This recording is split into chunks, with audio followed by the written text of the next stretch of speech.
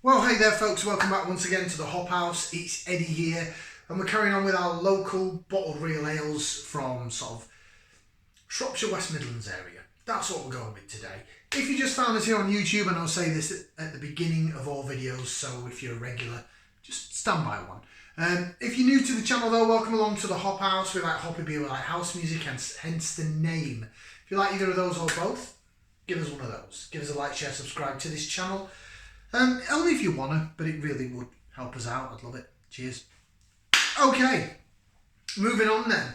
So we've done a couple of Salopians, just did a Backyard Brew House, the Blonde, and this one, I'm trying to think if I've had this before. I'm pretty sure I've had it on cask. I was going to say, is it a virgin beer review, but it's not. This possibly may be the last one. I have got another bottle that I put in the fridge. I might do after this, but I've just read the ABV on it and it scares the bejesus out of me. So this might be the last one of the day. We'll see. We will see. Do you want to see what we're reviewing? Okay, from Hobson's Brewery then. Based in Cleobury Mortimer. Yes, that's the name of a real place. It's at the bottom of the county and it's the Green Hop. Fresh hopped beer. 500ml bottle, more traditional shaped 500ml bottle. There you go. So this comes out, they brew this every year around about the harvest time of the hops. So what is it? October time, something like that, September, October, November-ish. When you have harvest festival and all that, that's when they sort of harvest the hops. As you can see, green hops on the bottle. So this is fresh hops. I believe it's British hops, but I haven't read what's on the back because Hobsons are not necessarily they're more a traditional brewer. They're not really, bar the Snuffly Hedge Grog and bar the little can, the Mosaic and Citra Brew by Numbers collaboration. They do tend to be more traditional. There's the Hobson's hat. Their logo on the can. Right, let's get it out in another glass. I've also got Hobson's pint glass, again courtesy of Anthony's of Wellington. Thank you very much, Tony the owner. I bought the beers from him and he was happy. He was kind enough to give me some glasses. So there you go, look at that. Sustainably brewed in Shropshire, Hobson's. That's their new logo. They've always had the hat, but the hat just used to be a straight hat, like a bowler hat. Now they've got it on a bit of an angle with the writing. I quite like the rebrand of Hobson's actually. The original one was a bit, maybe too traditional for me. Wow, there's loads of CO2 release, steam coming out from the opening of the bottle. Right, let's get it out in the glass. Now, every beer I've had from Hobson's bar one, which was in a clear glass bottle for some reason, was bottle conditioned. It had live sediment in it and I was really impressed. So I'm going to pour it all out. It looks pretty cloudy. Yeah, we have got floaters, people. We've got floaters. We've got another bottle conditioned beer. So first off, bravo to Hobson's. Love that. There's some people that might think, oh, that beer's cloudy, it's not for me, or why would you pour the sediment and the yeast into the glass? It's the closest you're going to get to a cask beer out of a bottle. Yes, it clouds it up and makes it hazy, but it means it's still sort of live yeast in there, it's still fermenting, it's still giving you flavour. It's all about flavour. So yes, it looks cloudy and hazy for a sort of traditional, considering I started off saying Hobson's are much more traditional. They do bottle condition a lot of their bottled beers, so bravo to Hobson's for that. I love that. And I love that head.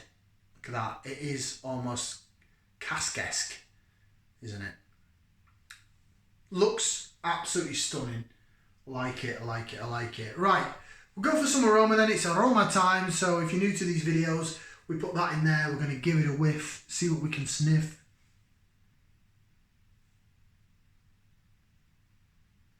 Quite earthy.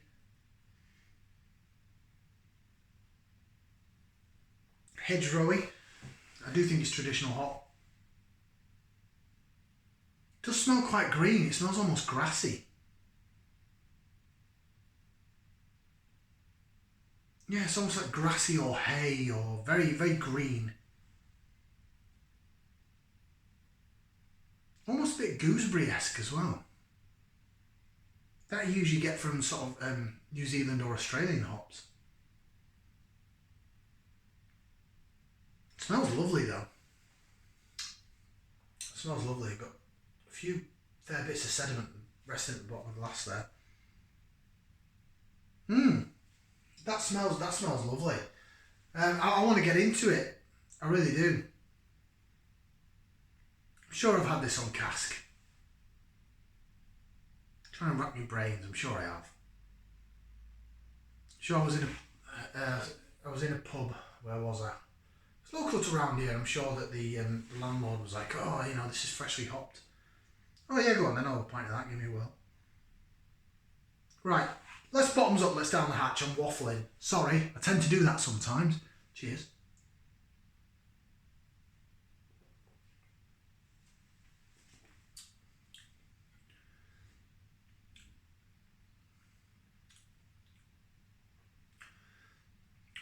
Oh, the body and the mouthfeel. You can tell. You can tell it's bottle conditioned and what a difference that makes.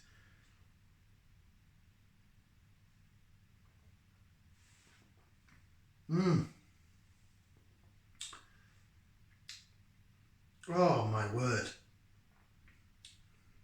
It's nice. It's really nice. The body and the mouthfeel are exceptional. I'm just trying to pick out what flavours. Bearing in mind the last two were quite pithy. Especially the Backyard Brewhouse, it's quite piney.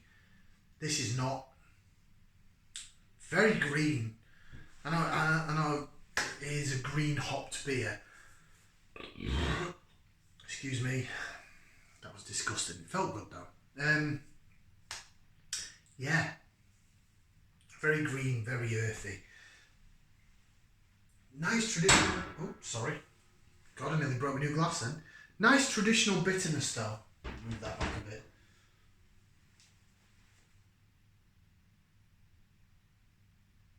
Oh yeah, it's really earthy. Really, really green, earthy.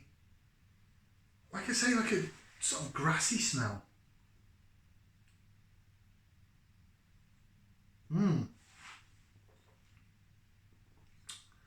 Let's go for some laser vision.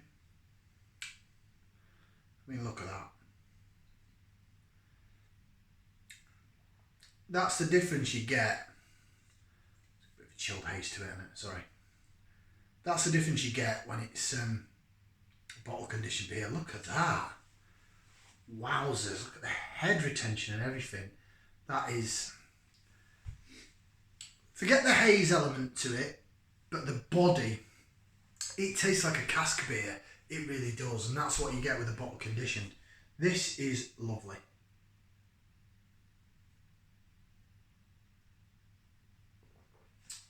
Oh, I keep going back to it. Flavour wise, again, probably like a dry bread down the middle of the tongue, down the sides. Really earthy,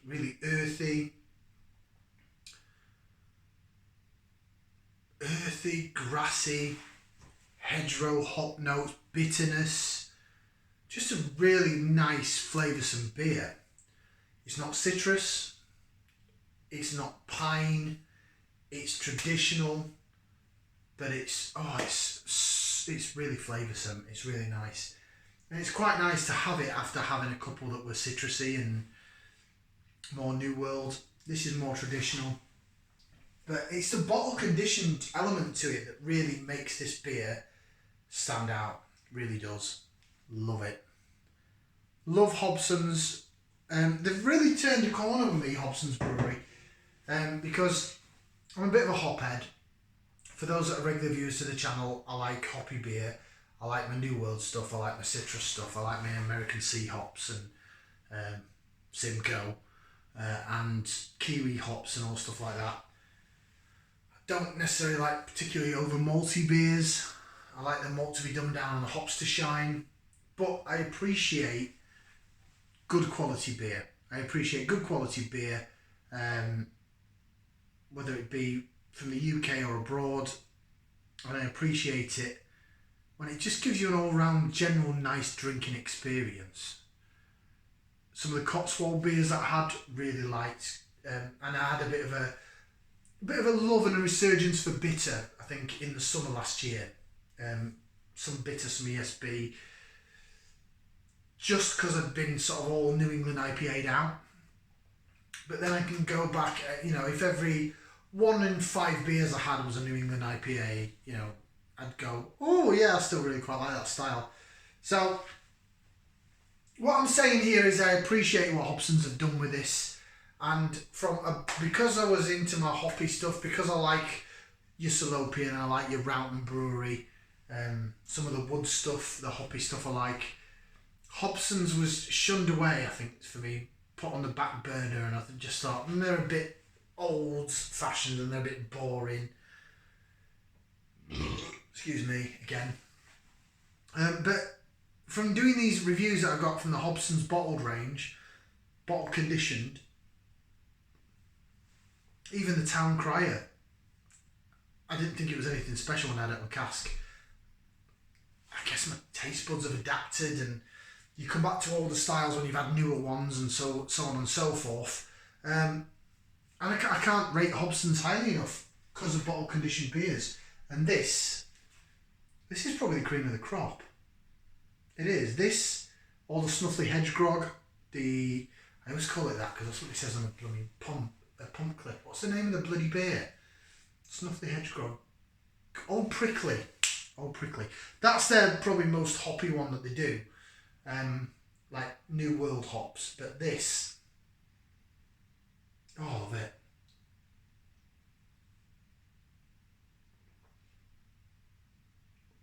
It's twiggy, it's earthy, it's grassy, it's plant-like. That's what hops are. The plants that grow on vines. Look, they're there. Look at them. They're hops. Right, let's read what it says. Get the last tiny bit out there. Right, we've got some spiel. It is quite small though. Right, so green hop, fresh hopped beer. This beer is a true form of seasonality and local provenance. September celebrates the English hop harvest, providing a limited window of opportunity to get the freshly picked hops from the field to the brewery to create a one-off green hopped beer. Hobson's is fortunate to live in the Shropshire region, which produce more than half of the hops grown in the UK. Our friends at Brookhouse Hops supply us with fresh Herefordshire grown Challenger hops, which are not dried in the hop kiln, therefore allowing the delicate oils to create a beer with special fresh crispness and grassy, sweet, fruity aromas. And then it gives us a little thing there of what it is. So it says style, golden ale, the C, how it looks, in other words, pale gold, smell, cedar, citrus, fruit and grass, taste, crisp, floral, fruit and spice. It's 3 out of 5 for bitterness and 2 out of 5 for sweetness. Best before December 2022. I said it was grassy. I said I was really getting the greenness of it, the earthiness, the grassiness. Yeah, definite grass in the smell, definite grass in the flavour. And it's a good job really, we're in April now. I just think it's a good job we're not in May or June when the pollen count's up, because this might make me sneeze like a billy-o, because I get really bad hay fever. And now we've got a garden, it's up to me to mow the lawn. Can you imagine doing that when I've got hay fever and the pollen count's up? Christ alive.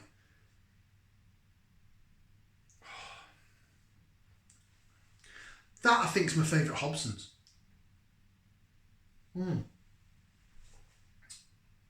Considering we're now in March, I've probably had that beer for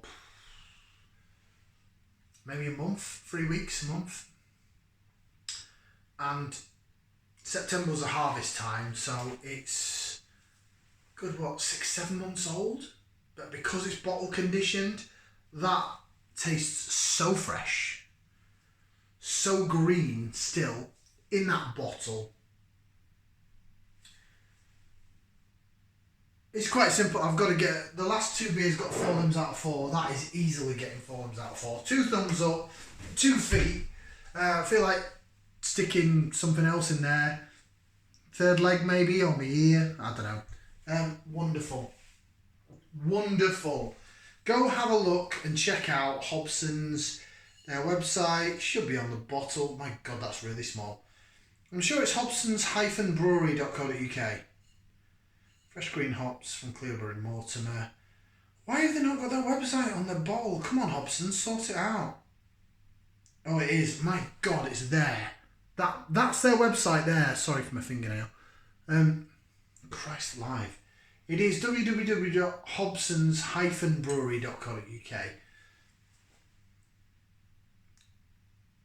Stunning. Best beer of the day. That's beating the Oracle.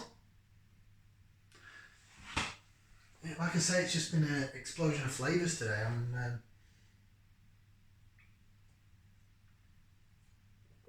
It's the bottle condition that does it.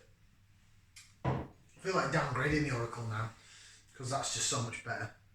Well, the mouth feels better. Oh, it's so grassy.